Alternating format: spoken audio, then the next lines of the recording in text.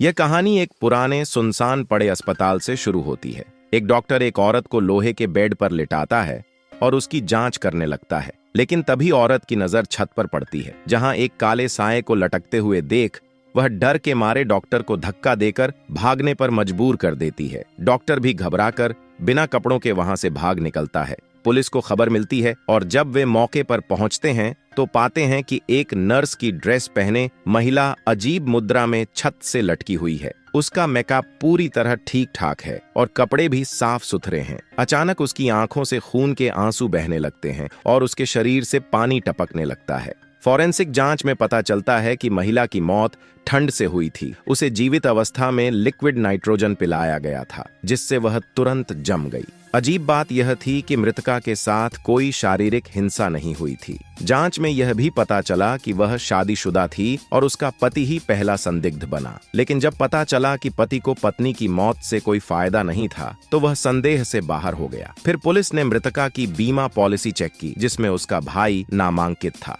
लेकिन वह तो अमेरिका में पढ़ाई कर रहा था, जिससे वह भी शक के दायरे से बाहर हो गया।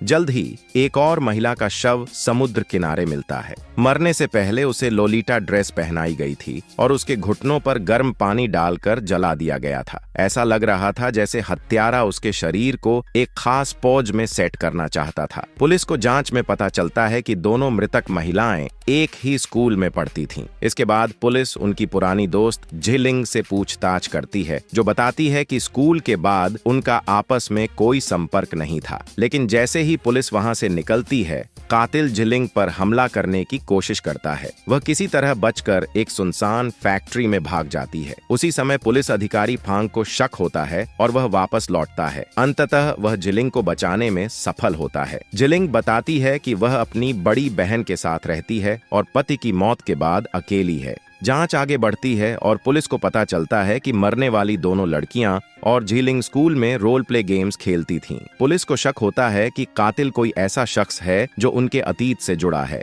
जांच में एक दर्जी लाओ वू संदिग्ध लगता है, क्योंकि वही पुराने डिजाइन की ड्रेस बनाता था। लेकिन जब पुलिस उसे पकड़ने जाती है तो वह डरकर भागता है और ऊंचाई से गिरकर मर जाता है। इसी बीच झिलिंग की बहन का शव मिलता है। अब पुलिस को यकीन हो जाता है कि हत्यारा उन्हीं लोगों को मार रहा है जो स्कूल के पुराने ग्रुप से जुड़े थे। जांच में पता चलता है कि बीमा एजेंट आचेंग इस मामले से जुड़ा हो सकता है। झिलिंग को एहसास होता है कि उसे भी खतरा है, लेकिन तब तक देर हो चुकी होती है।